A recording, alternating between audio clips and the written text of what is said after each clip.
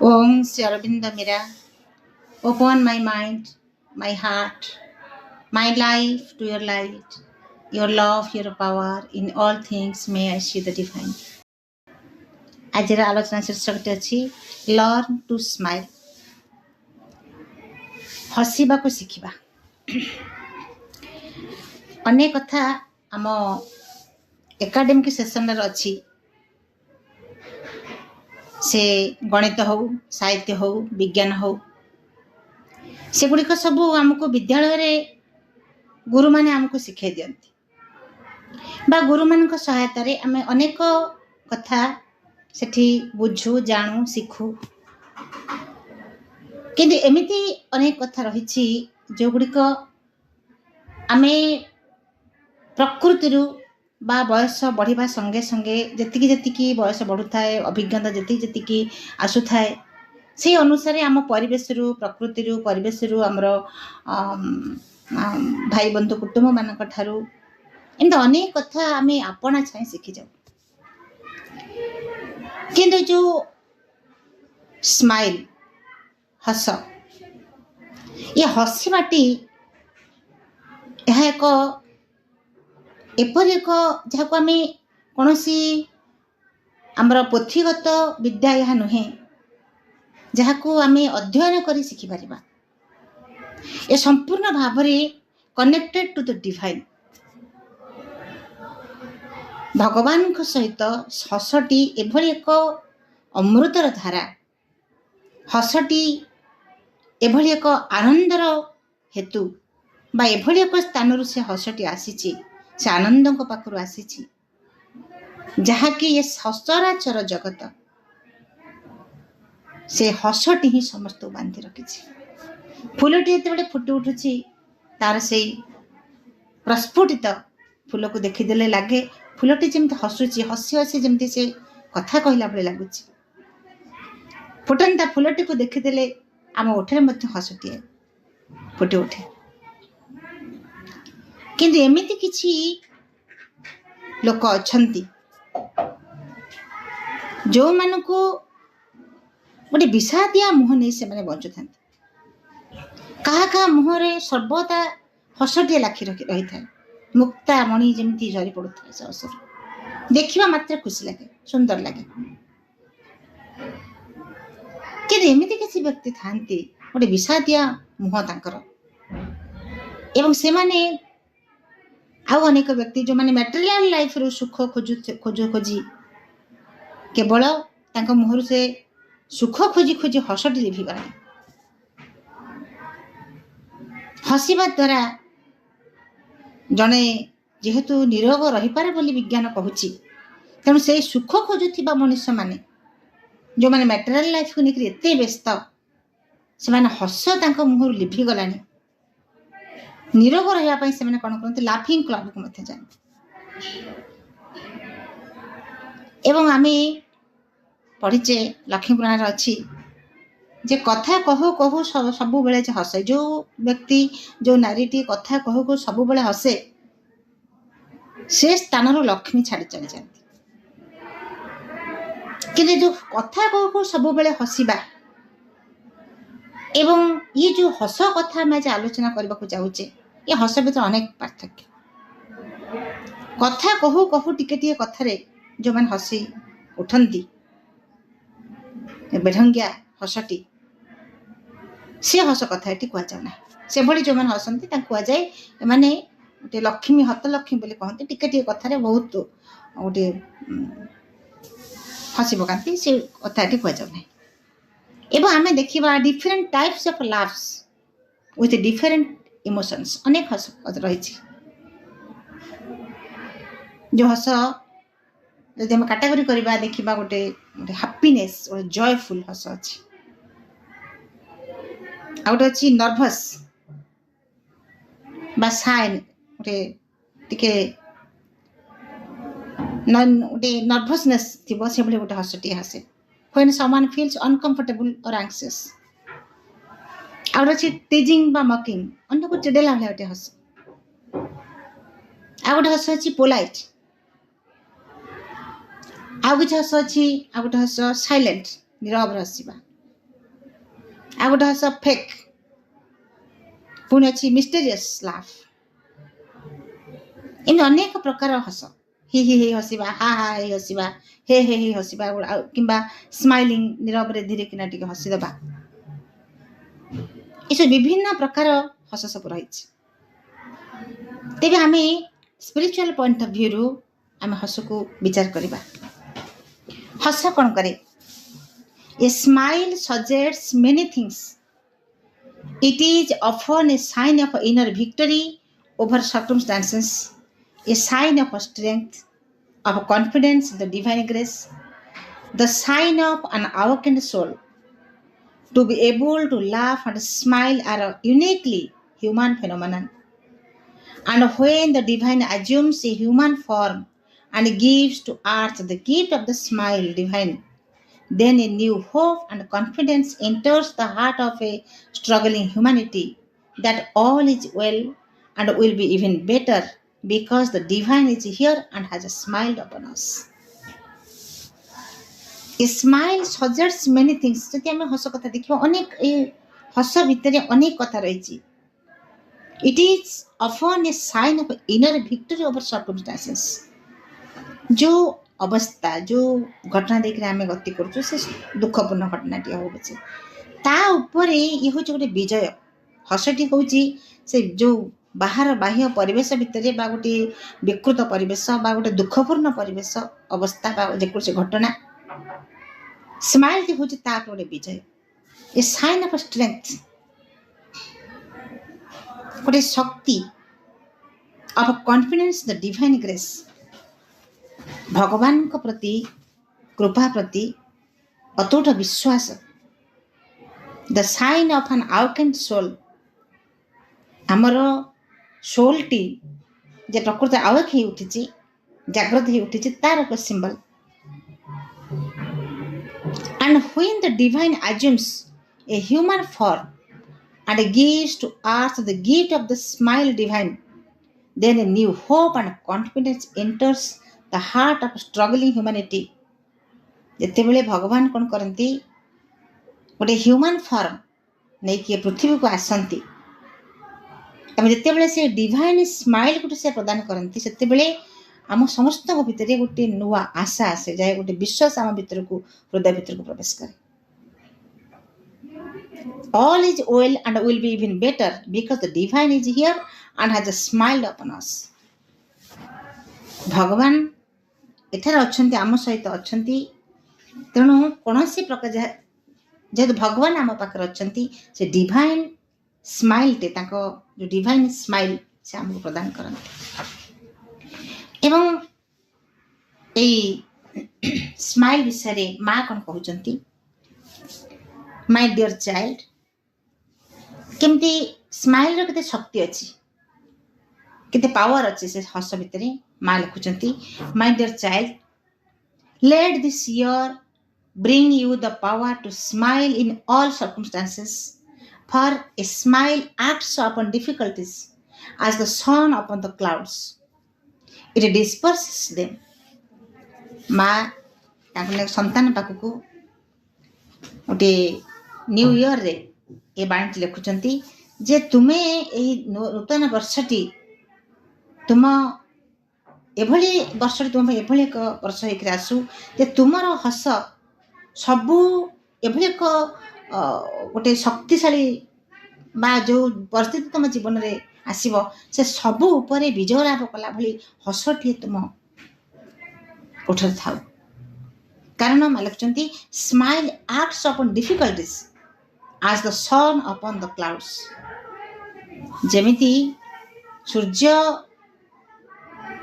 କ'ଣ କରନ୍ତି, ଯେତେବେଳେ ମେଘଖଣ୍ଡ ସ୍ମାଇଲ୍ ଆକ୍ଟସ୍ ଅପନ୍ ଡିଫିକଲ୍ଟି, ଯେତିକି କଷ୍ଟ ଆସୁ, ଡିଫିକଲ୍ଟି ଆସୁ, ଅସୁବିଧା ଆସୁ, ଏ ସବୁ ଉପରେ କ'ଣ କରେ, କାର୍ଯ୍ୟ କରେ କ'ଣ, ହସଟି ସବୁ କଷ୍ଟ ଦୁଃଖ ଦୂର ହେଇଯାଏ।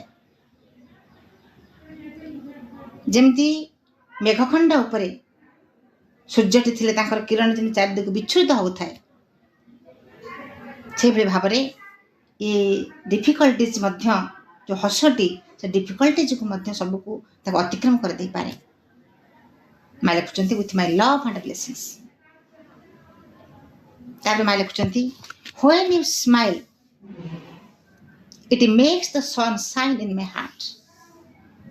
ଯେତେବେଳେ ତୁମେ ହସ ସେତେବେଳେ କ'ଣ ହୁଏ ନା ଯେମିତି ଲାଗେ ମୋ ହୃଦୟ ଭିତରେ ଯେମିତି ସୂର୍ଯ୍ୟଙ୍କର ସେ ଉଜ୍ଜ୍ୱଳ କିରଣ ଯେମିତି ବିଚ୍ଛୁରିତ ହେଉଛି। ତୁମେ ହସିଲେ ମୋ ଭିତରେ ହସି ଉଠୁଛି। I don't think that one can ever smile too much. Someone who knows how to smile in all circumstances is very close to true equality of a soul। ଯିଏ ସମସ୍ତ ପରିସ୍ଥିତିରେ ହସିପାରେ, ଯେଉଁ ଅବସ୍ଥା ଆସୁନା କାହିଁକି ଜୀବନରେ ସବୁ ଅବସ୍ଥାକୁ ସବୁ ଘଟଣାକୁ ଯେ ସାମ୍ନା କରି ହସିପାରେ, ତାହେଲେ ଆମେ ଜାଣିବା ସେ ହେଉଛି true equality of soul, close to true equality of soul. ତାର ଆତ୍ମାଟି ଜାଗ୍ରତ ହେଇଛି ଏବଂ ସେ ଆତ୍ମାର ନିକଟବର୍ତ୍ତୀ ହେଇକି ଅଛି। ପୁଣି ଲେଖିଲେ learn to smile always and in all circumstances, to smile at your sorrows as well as your joys, your sufferings as well as your hopes, for in a smile there is a sovereign power of self-mastery। ଯଦି ତୁମେ ସବୁ ପରିସ୍ଥିତିରେ ହସିପାର, ଯେମିତି ଆମେ ଯେତେବେଳେ ସୁଖ ଆସୁଛି ଆମେ ସେତେବେଳେ ଆନନ୍ଦରେ ବିଭୋର ହେଇକି ହସି ଉଠୁଛୁ, ସୁଖ ଆସେ ଯେମିତି ଆମେ ଆନନ୍ଦରେ ଅଧୀର ହେଇ ଉଠୁଛୁ, ସେଭଳି ଭାବରେ ଦୁଃଖ ଆସିଲେ ଆମେ କେତେ କାତର ହେଇ ପଡ଼ୁଛୁ, ଦୁଃଖରେ ଅଭିଭୂତ ହେଇ ପଡ଼ୁଛୁ। ମା କହୁଛନ୍ତି ତମେ ସୁଖ ଆସିଲେ ଯେମିତି ହସୁଛ ଦୁଃଖରେ ମଧ୍ୟ ସେମିତି ହସ। କାରଣ ଦୁଃଖରେ ଯେତେବେଳେ ଜଣେ ହସିବାକୁ ଆରମ୍ଭ କରିବ ସେ ଦୁଃଖଟି ତାର ଦୁର୍ବଳ ହେଇଯିବ। ତାର ଯେଉଁ ସରୋ ଯେଉଁ ଦୁଃଖଟି ଅଛି, ସରୋ ବା ଯେଉଁ ସଫରିଂ, ଏହା ହେଉଛି ପିଲାର ପରଫେକ୍ସନ୍, ପୂର୍ଣ୍ଣତାର ଏକ ସ୍ତମ୍ଭ, ପୂର୍ଣ୍ଣତା ଆଡ଼କୁ ଆମକୁ ନେଇଯିବ। ଯଦି ଜଣେ ଜାଣିପାରେ ଯେ ସୁଖ ଆସୁଛି ଏବଂ ବା ଦୁଃଖ ଆସୁଛି, ଯାହା ବି ଆସୁଛି ତାହା କେବେ ହେଲେ ସବୁବେଳେ ରହିବ ନାହିଁ, ଏବଂ ଏଇ ଯେଉଁ ଦୁଃଖଟି ମୋ ପାଇଁ ଆସିଛି ତା ଦୁଃଖ ମଧ୍ୟ ଦିନେ ସୁଖରେ ପରିଣତ ହେବ। এই ପଜିଟିଭନେସ୍ ଯେତେବେଳେ ଜଣଙ୍କ ଭିତରେ ଆସିବ ସେ ଦୁଃଖକୁ ଚାହିଁକରି ସେ ହସିବ। ସେ ଦୁଃଖକୁ ଚାହିଁ ହସିବ ଯେ ତୁ ମୋର କ'ଣ କରିବୁ, ତୁ ମୋର କିଛି କରିପାରିବିନି। କେତେବେଳେ ଜଣେ ହସେ, କେତେବେଳେ ଜଣେ ଦୁଃଖରେ ମଧ୍ୟ କେତେବେଳେ ଜଣେ ହସିପାରେ, ଯେତେବେଳେ ସେ ଏଇ ଅନୁଭବରେ ବଞ୍ଚିବ ଯେ ଭଗବାନ ମୋ ସହିତ ଅଛନ୍ତି, ମା ମୋ ସହିତ ଅଛନ୍ତି, ଦୁଃଖ ମୋର କ'ଣ କରିବ। ଦୁଃଖର ଆୟୁ ଜମା ବେଶୀ ବାଟ ନୁହେଁ, ସେ କୋଉଠି ନା କୋଉଠି ମୁହଁ ମାଡ଼ି କାମୁଡ଼ିକିରି ସେ ମାଟି କାମୁଡ଼ି ପଡ଼ିବ, ମୁଁ ତାକୁ ଅତିକ୍ରମ କରି ଯିବି। ଦୁଃଖ ମୋର କିଛି ମଧ୍ୟ କରିପାରିବ ନାହିଁ, କାହିଁକି ନା ମା ମୋ ପାଖରେ ଅଛନ୍ତି, ପ୍ରଭୁ ମୋ ପାଖରେ ଅଛନ୍ତି। ଏଇ ବିଶ୍ୱାସ ଯେତେବେଳେ ଜଣକ ରହିବ, ତାର ଭିତରେ ଯେଉଁ ହସଟି ଆସିବ ସେ ହସ ଭିତରେ ଯେଉଁ ଗୋଟେ ମା କହୁଛନ୍ତି ଗୋଟେ ପାୱାର, ଏତେ ପାୱାରଫୁଲ୍ ସେ ହସ, ସାର୍ବଭୌମ କ୍ଷମତା, ସଭର୍ଜିନ୍ ପାୱାର, ସେ ହସର ଏତେ କ୍ଷମତା ରହିଛି ସେ ଦୁଃଖକୁ ମଧ୍ୟ ବିନାଶ କରିଦେବ। ତଳକ୍ଲାନ୍ତ ହେଇଯିବ ଦୁଃଖଟି, ବା ଦୁଃଖଟି ରୂପାନ୍ତର ହେଇଯିବ ଆନନ୍ଦରେ।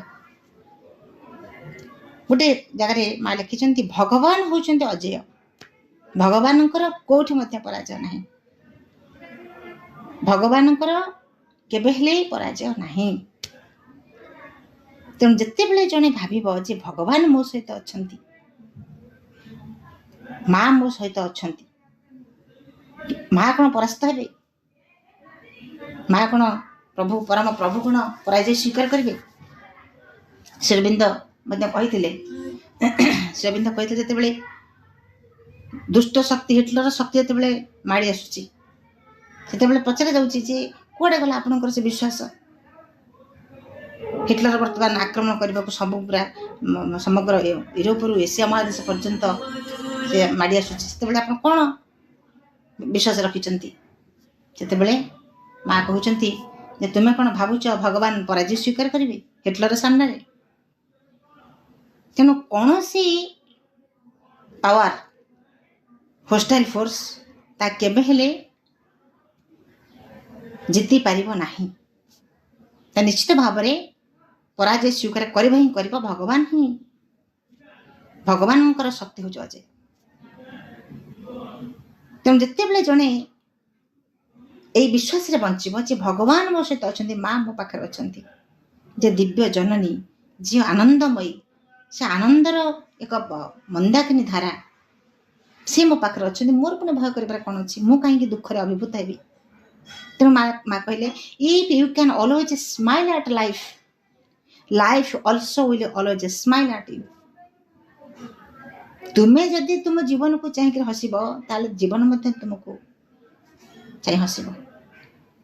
ଅର୍ଥାତ୍ ଯେଉଁ ଜୀବନରେ ଆମେ ବଞ୍ଚୁଛୁ, ଦୁଃଖ ଅଛି, କଷ୍ଟ ଅଛି, ଯନ୍ତ୍ରଣା ଅଛି, ସମସ୍ୟା ଅଛି, କେତେ କେତେ କଥା ଆମ ଜୀବନ ଭିତରେ ରହିଛି, ସେ ଦୁଃଖକୁ ନେଇ ଆମେ ଘାଣ୍ଟି ହେବା ନାହିଁ, ବ୍ୟସ୍ତ ହେବା ନାହିଁ, କାନ୍ଧରେ ଗୋଟେ ଅଭିଭୂତ ହେଇ ପଡ଼ିବା ନାହିଁ।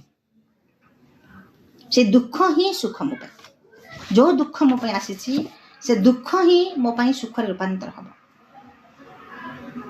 ଦାନବୀର ହରିଶ୍ଚନ୍ଦ୍ର କୁହନ୍ତୁ, ମହାଦାନୀ କର୍ଣ୍ଣ ହୁଅନ୍ତୁ, ସର୍ବସ୍ୱ ଯେତେବେଳେ ଦାନ କରିଦେଉଥିଲେ, ଦୁଃଖ ଥିଲା ତାଙ୍କ ଭିତରେ। ସେ ସମୟରେ ସେ ହସିଥିଲେ ନା କାନ୍ଦିଥିଲେ? ଯଦି କାନ୍ଦିଥାନ୍ତେ ସେ କ'ଣ ଦାନ ଦେଇପାରିଥାନ୍ତେ? କାନ୍ଦିଥିଲେ ଦାନ ଦେଇପାରିନଥାନ୍ତେ। ସୁଦାମା କ'ଣ କରିଥିଲେ? ଦୁଃଖରେ ହସୁଥିଲେ ନା କାନ୍ଦୁଥିଲେ? ଏବଂ ଦୁଃଖକୁ ଦୁଃଖ ବୋଲି ଭାବି ନାହାନ୍ତି ବୋଲି ସେମାନେ ଆଜି ଇତିହାସରେ ଚିର ଅମର ହେଇକି ରହିଛନ୍ତି। ତେଣୁ ହସିବାଟା ଆମର ହେଉଛି ଜନ୍ମଗତ ଅଧିକାର। ଆମେ ସେଇ ହାସ୍ୟମୟୀ, ଲାସ୍ୟମୟୀ, ଆନନ୍ଦମୟୀଙ୍କର ଆମେ ସନ୍ତାନ। ଆମେ ଯେଉଁ ଜୀବନରେ ଆମେ ବଞ୍ଚୁଛୁ, ଏ ଜୀବନକୁ ନେଇକରି ଆମେ ନିହାତି ଭାବରେ ଦୁଃଖ କଷ୍ଟ ଅଛି ତ ରହିବ, ଦୁଃଖ ଆସିବ, କଷ୍ଟ ଆସିବ, ସବୁକିଛି ଆସିବ, କିନ୍ତୁ ତାହାରି ଭିତରେ ଦେଇ ଆମକୁ ହସିବାକୁ ପଡ଼ିବ। ଦୁଃଖରେ କେବେ ହେଲେ ଆମେ ଅଭିଭୂତ ହେଇପଡ଼ିବା ନାହିଁ, କାରଣ ଏ ଆନନ୍ଦଟି ହେଉଛି, ହସଟି ହେଉଛି ଆମର ସମ୍ପୂର୍ଣ୍ଣ ଆଉ ନିଜସ୍ୱ। ଯେହେତୁ ଆମେ ଭଗବାନଙ୍କର ସନ୍ତାନ, ସେ ଅମୃତଙ୍କର ସନ୍ତାନ, ତାଙ୍କରି ପାଖରୁ ଆମେ ଆସିଛୁ, ସେ ହସକୁ ହିଁ ଆଣିକି ଆସିଛୁ। ଏ କାନ୍ଦ, ବୋବାଳି, ରାଗ, ରୁଷା ଏସବୁ ଆମେ ଆଣିକିରି ଆସିନାହୁଁ। ମା ଗର୍ଭରୁ ଯେତେବେଳେ ପିଲାଟିଏ ଭୂମିଷ୍ଠ ହେଉଛି, ସେ ଏସବୁ କଥା ଆଣିକିରି ଆସିନାହିଁ, ଦୁଃଖ ଆଣିକିରି ଆସିନାହିଁ, ସେ କାନ୍ଦିବାକୁ ଆସିନାହିଁ, ଏ ଜୀବନରେ ସେ ହସିବାକୁ ଆସିଛି। ଯଦି ଆମେ କାହାକୁ କହିବା, ଟିକେ ତୁ କାନ୍ଦିଦେ, ମୁଁ ତୋ କାନ୍ଦ ଟିକେ ଶୁଣିବି, ତୁ ରାଗିଲେ ମୁଁ ଟିକେ ତୋର କେମିତି କ୍ରୋଧ ପ୍ରକାଶ କରୁଛୁ ଦେଖିବି, ସେ ପାରିବ ନାହିଁ। ଆର୍ଟିଫିସିଆଲ କାନ୍ଦ, ଆର୍ଟିଫିସିଆଲ ରାଗ ହେଇପାରେ, ପ୍ରକୃତ କାନ୍ଦ, ପ୍ରକୃତ କ୍ରୋଧ ଆସିପାରିବ ନାହିଁ। କିନ୍ତୁ ଆପଣ ଜଣକୁ କୁହନ୍ତୁ ଯେ ଟିକେ ହସିଲୁ ତ, ମୁଁ ଟିକେ ହସ ମୁଁ ଦେଖିବାକୁ ଚାହେଁ, ଏତିକି ଶୁଣିଦେଲେ ସେ ଠିକ୍ କିନା ହସିଦେବ, ଅଟୋମେଟିକାଲି ତା ଭିତରୁ ହସ ବାହାରି ଆସିବ, ଆର୍ଟିଫିସିଆଲ ନୁହେଁ।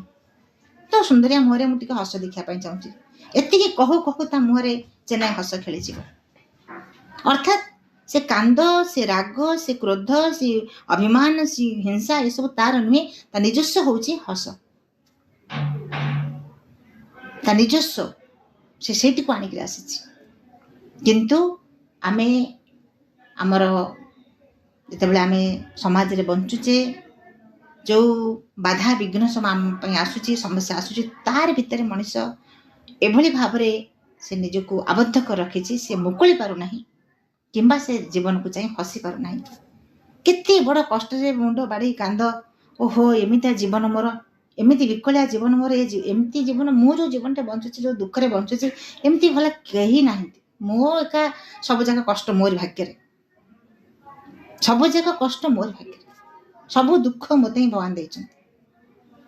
ଇଏ ଯେଉଁ ବିକୃତ ଚିନ୍ତାଧାରା, କାହିଁକି ଜଣେ କହିବ ନାହିଁ ଏ ଯେଉଁ ଦୁଃଖ ମୋ ପାଇଁ ଆସିଛି ତା ଦୁଃଖ ନୁହେଁ, ଏଇ ଦୁଃଖ ମାଧ୍ୟମରେ ଜଣେ ବୁଝିପାରିବ, ଜଣେ ସଚେତନ ବ୍ୟକ୍ତି କ'ଣ ବୁଝିବ, ଏଇ ଦୁଃଖ ମାଧ୍ୟମରେ କିଛି ଆର୍ଥିକ ଅସୁବିଧା ଧରନ୍ତୁ ଆସୁଛି, ଯଦି ଆର୍ଥିକ ଅସୁବିଧା ଆସୁଛି, ଏତେ ମୁଣ୍ଡ ବାଡ଼େଇ ଆ ଆଗରେ ତା ଆଗରେ କେତେ ଦେଖେ, କିଛି ଗୋଟେ ଘଟଣା ଘଟିଲେ ସେ ପ୍ରଘଟ ହେଇଯିବ, ସବୁଯାକ ଦୁଃଖ ଯେମିତି ତାହାରି। କାହିଁକି ଏତେ ଆଡ଼େ କହିବା କ'ଣ ଆବଶ୍ୟକ? ଯାହାକୁ କହିଲେ ସବୁ କଥା ପୂରଣ ହେଇଯିବ, ତାକୁ ଯାଇ ନୀରବରେ ଜଣେଇ ଦେଲେ ଗଲା। ଏ ଦୁଃଖ ଭିତରେ ଆମକୁ ସହିବାର ଶକ୍ତି ଦେଉଛନ୍ତି, ତାକୁ ଅତିକ୍ରମ କରିଯିବାର ଶକ୍ତି ଦେଉଛନ୍ତି, ଆମକୁ ସିଧା ମାନେ ଛିଡ଼ା ହେବାରେ ସାହାଯ୍ୟ କରୁଛନ୍ତି, ଆମକୁ ଟାଣ କରୁଛନ୍ତି। ସେ ଦିଗ ପ୍ରତି ଆମେ ଦୃଷ୍ଟି ନ ଦେଇ କେତେ ବ୍ୟସ୍ତ ମଣିଷ ବିକଳ ହେଇପଡ଼େ। ଏତେ ଦୁଃଖ ସବୁ କଷ୍ଟ ସବୁ ମୋରି ଭାଗ୍ୟରେ ରହିଛି।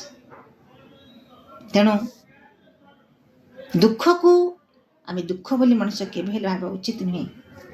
ଯେତେବେଳେ ସେ ଦୁଃଖକୁ ଦୁଃଖ ବୋଲି ଭାବିବ ସେତେବେଳେ ତାର ସେ ଦୁଃଖଟି ହିଁ ଏଭଳି ଭାବରେ ତାକୁ ଗ୍ରାସ କରିବ, ସେ ଆଉ ସହଜରେ ଛାଡ଼ି ଯିବ ନାହିଁ। ତେଣୁ ଦୁଃଖକୁ ଜଣେ ମା କହିଲେ, if you can always smile at life, life also will always smile at you. ତୁମେ ହସ, ଜୀବନକୁ ଚାହିଁ ହସ। ଗୋଟେ ସୁନ୍ଦର ଜୀବନ ମୋର, ଏତେ ସୁନ୍ଦର ଜୀବନ ମୋତେ ଭଗବାନ ଦେଇଛନ୍ତି। ଏ ଜୀବନରେ ମୋତେ କେତେ ସୁଖ ମିଳିଛି, କେତେ ସୁବିଧା ମିଳିଛି। ମୋତେ ଭଗବାନଙ୍କୁ ସ୍ମରଣ କରିବା ପାଇଁ କେତେ ଗୋଟେ ମୋ ପାଇଁ ସମୟ ଦେଇଛନ୍ତି। କୁନ୍ତି ଯେମିତି କହିଲେ, ମୋତେ ତମେ ଦୁଃଖ ହିଁ ଦିଅ,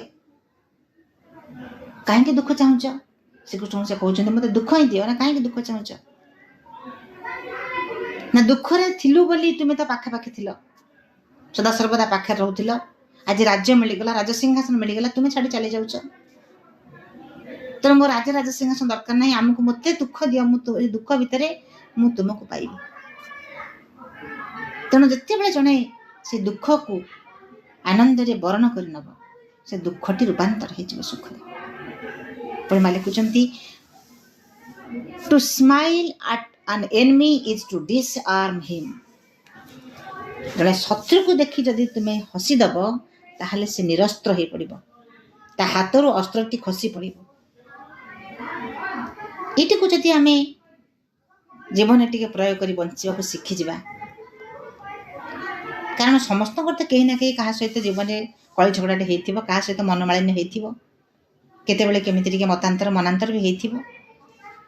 ଯଦି ସେଇ ବ୍ୟକ୍ତି ପ୍ରତି ଗୋଟେ ଜୀବନକୁ ଆମେ ଗୋଟେ ଚିନ୍ତା କରିବା ଯେ ଏଇଟି ମୋ ପାଇଁ ଗୋଟିଏ ପରୀକ୍ଷା, ମୁଁ ଦେଖିବି ପରୀକ୍ଷା କରି ଯେ ମୁଁ କେତେ ଏସବୁ ଏଇ ଘଟଣାଟିକୁ ବା ଏଇ କଥାଟି ଯେଉଁ ଜୀବନରେ ଆସିଛି ମୁଁ ତାକୁ କେତେ ଭାବରେ ଜୀବନରେ ମୋ ନିଜ ଜୀବନରେ ପ୍ରୟୋଗ କରିପାରିଛି।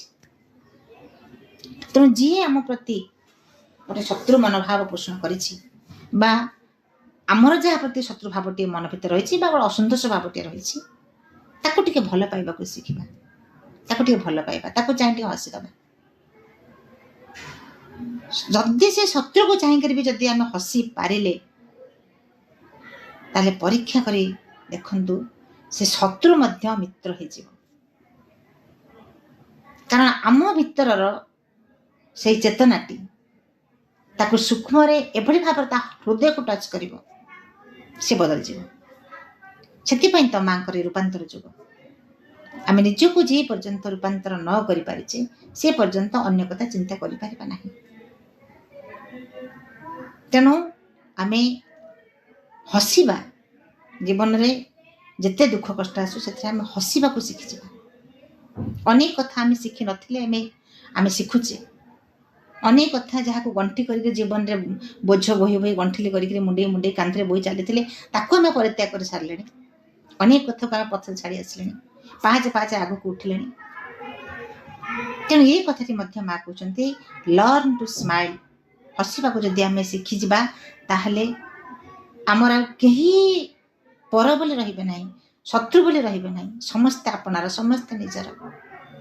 ଏବଂ ଯେଉଁ ଲକ୍ଷ୍ୟଟି ମାଙ୍କର ରୂପାନ୍ତର କଥାଟି ଆସିଛି, ସେ କଥାଟି ପ୍ରଥମେ ନିଜେ ତ ଆମେ ରୂପାନ୍ତର ହେଇଯିବା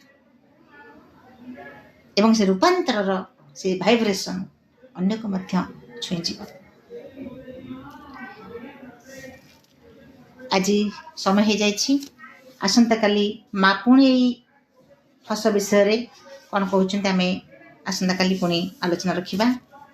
ଆଲୋଚନାଟିକୁ ମା ପ୍ରଭୁଙ୍କ ପାଦ ପଦ୍ମରେ ନିବେଦନ କରୁଛି। ସମସ୍ତଙ୍କୁ ପ୍ରଣାମ। ବନ୍ଦେ ମାତରମ୍।